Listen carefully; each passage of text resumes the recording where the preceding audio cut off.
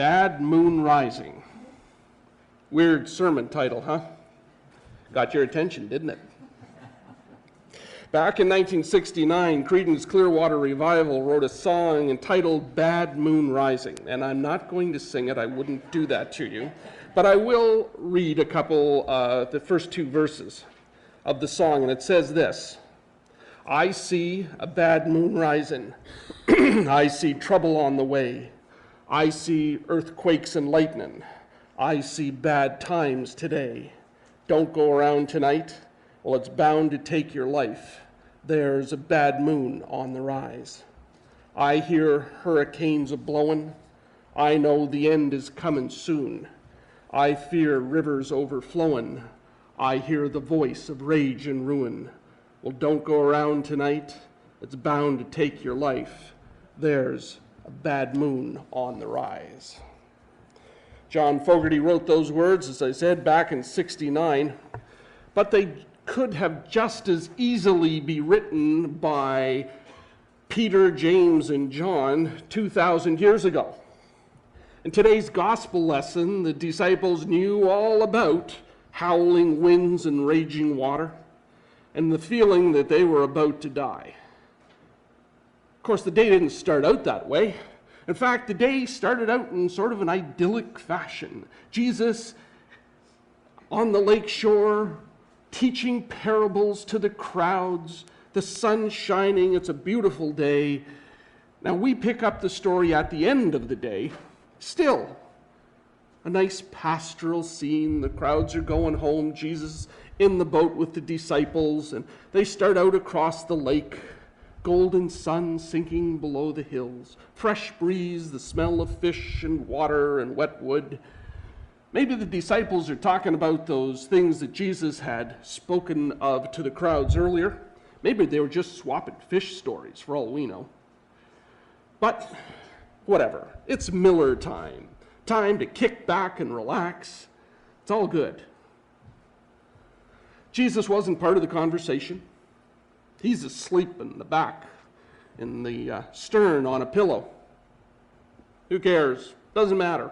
Don't need Jesus for this anyways. I mean, the guy's a carpenter, he's a teacher, he's no sailor. So let him sleep.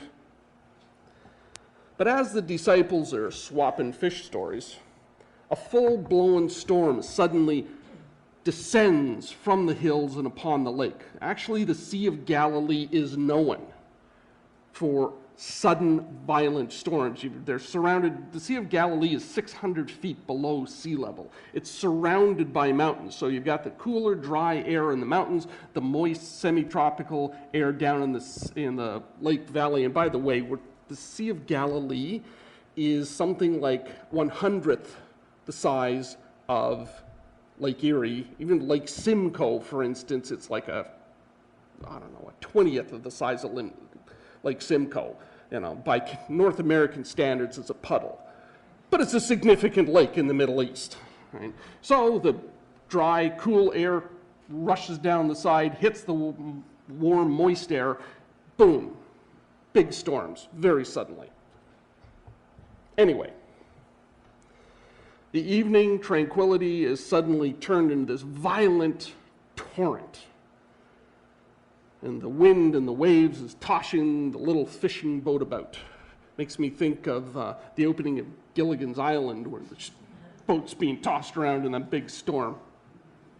So the question is, what has a storm on a small lake in the Middle East 2,000 years ago got to do with us sitting here in our air-conditioned splendor? Well, life has often been compared to a journey, or you could look at it as a boat ride, and we are the passengers. Life can be peaceful and serene, and suddenly, wham! Without warning, big storm hits our lives, and we have no control over it. All of a sudden, the storms of life are raging, and we're getting seasick. At least I would be. Despair, loneliness, confusion pounding our lives. Have you been in a storm lately? It's hard, isn't it, in the midst of our high-pressure world to stay calm? How do you stay calm when everything's going wrong, when the checkbook balance is low and the car won't start? How do you stay calm when a family quarrel breaks out? The doctor opens your file and says, there's a problem. How do you stay calm when it seems like the world is going to hell in a handbasket, or even the neighbor is being abusive? Sometimes it's just all too much. And we cry out in desperation, Lord, save us. I think we've all had storms in our lives at one time or another. They can come at us from any direction or no direction at all. They can come from within us, rising up from those deep places, those dark places within our soul, and we're just filled with confusion and pain and doubt. And they leave us crying out, Lord, a little help down here, I'm drowning. Gospel of Mark says, a great wind arose, and the waves beat into the boat so that the boat was already filling. Actually, I think the version that we read and they would have seen on the cameras was the boat was swamped or swamping. Think about the last storm that you had in your life. Maybe you're still in the middle of one. Maybe one's over, but you're just still cleaning up the wreckage. Keep that storm in mind as we let this biblical story unfold around us.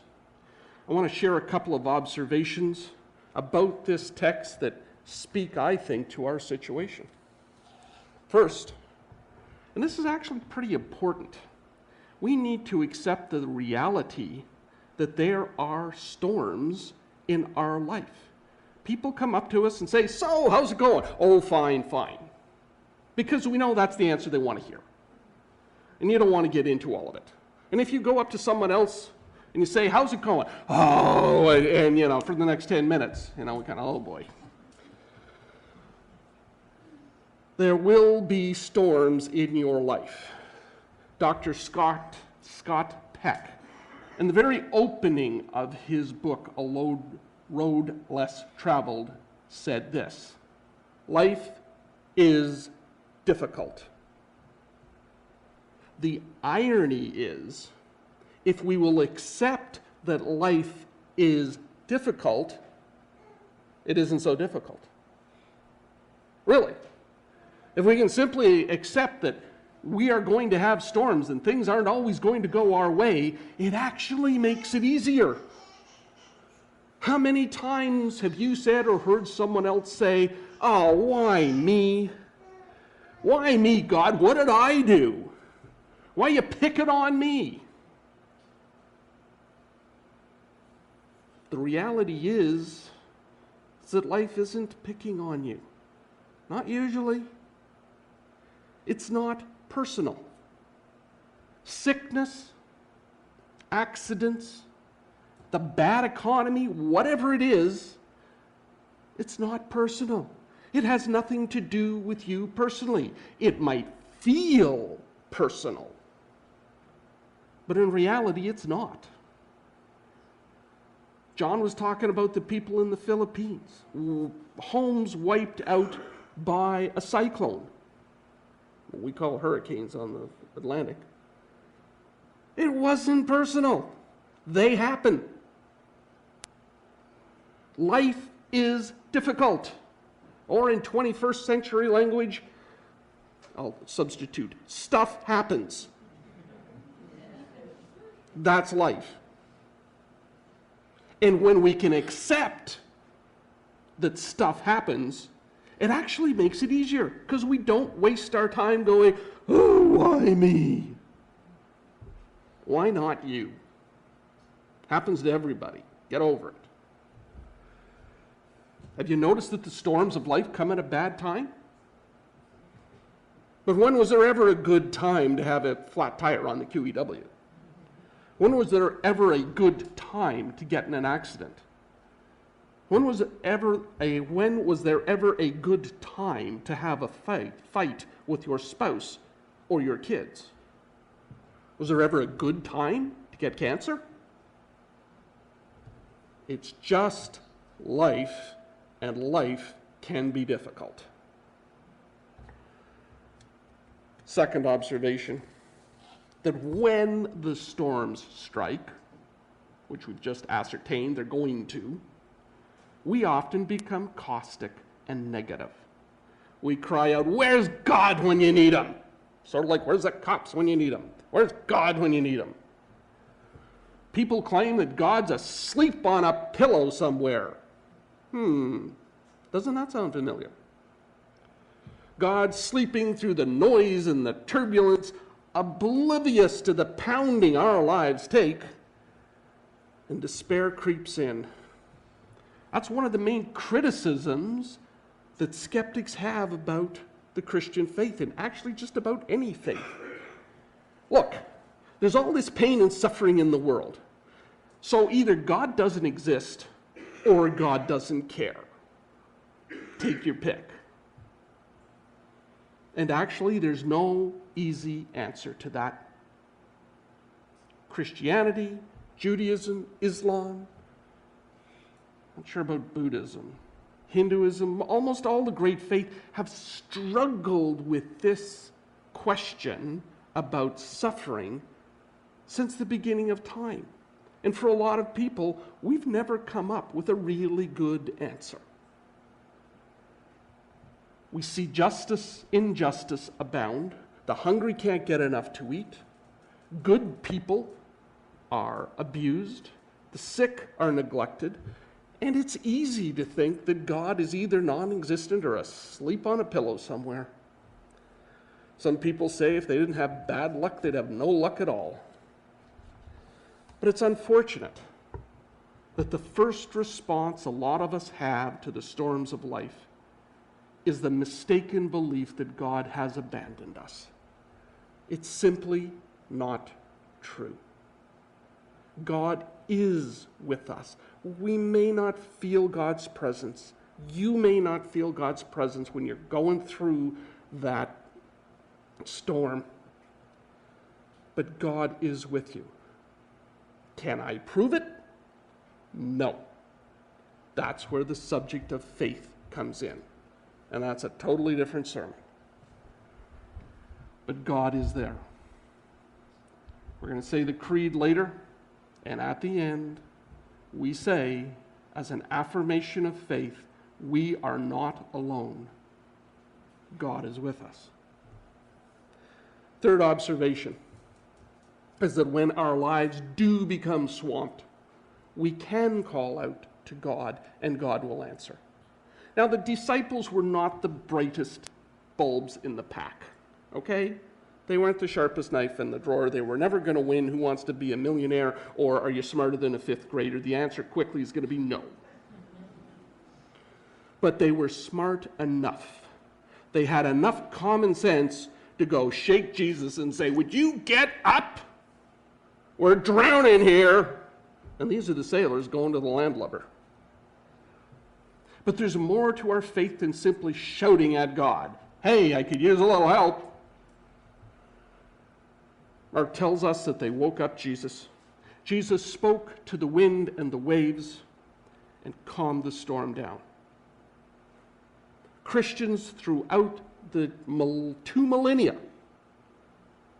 have claimed that in the storms of their lives, they have been able to go to Jesus and things have calmed down. And when I say things are calming down, I'm not talking about the outside storm.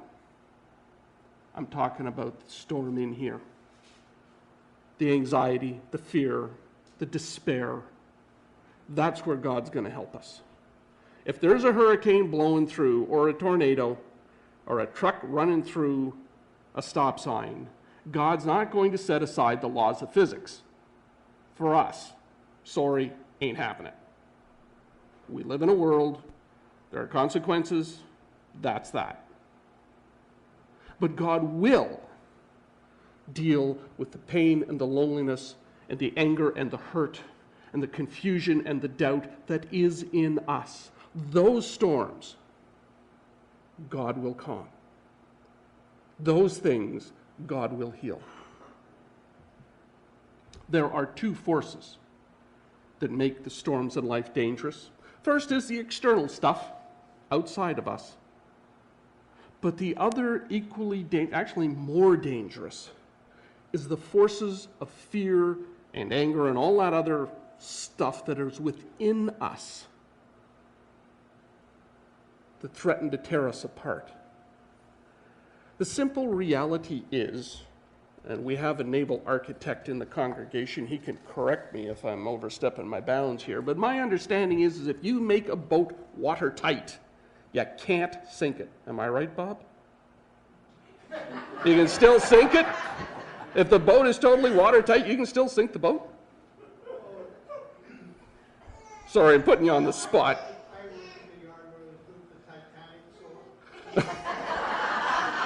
It wasn't, well, yeah, it was watertight until they put a hole in it.